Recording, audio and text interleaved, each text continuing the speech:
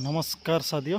अहिले चाहिँ म अफिसतिर गइरहेको छु। अफिसतिर गइरहेको बेलामा चाहिँ यो रातामाटाको चाहिँ बजार तपाईँलाई अवलोकन गराइदिउँ भन्ने हो। तल यो जो निलो टिन देखेको छ यो चाहिँ कुखुरा फार्म हो।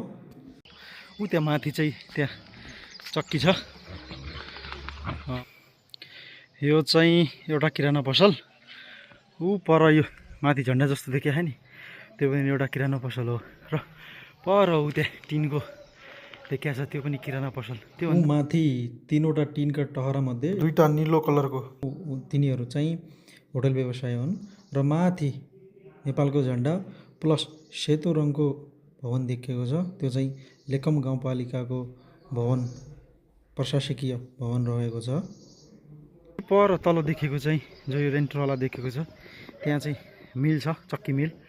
यो रातामाटा, कैनडा, कुणी, सल्ला प्लस यो मखोली प्लस यो तल हाम्रो लेकम गाउँपालिका वडा नम्बर 4 को मानबिसा सबै मान्छेहरू चाहिँ यो चक्कीमा आउने गर्छ। उहाँले चाहिँ राम्रो सेवा दिनुभएको छ, उसको लागि चाहिँ उहाँलाई धन्यवाद। यो सबै पसलहरू चाहिँ यो लेकम गाउँपालिका वडा नम्बर 2 अन्तर्गत रातामाटामा पर्ने गर्दछन्।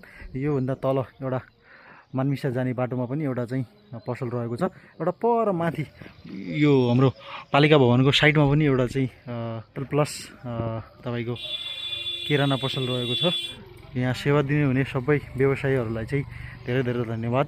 यस्तो दुर्गम ठाउँमा पनि सेवा दिनुभएको छ। यहाँको जनताहरू प्लस यहाँ काम गर्ने कर्मचारी तथा यहाँ आउने पर्यटकहरूलाई पनि उहाँले चाहिँ सुविधा दिनुभएको छ।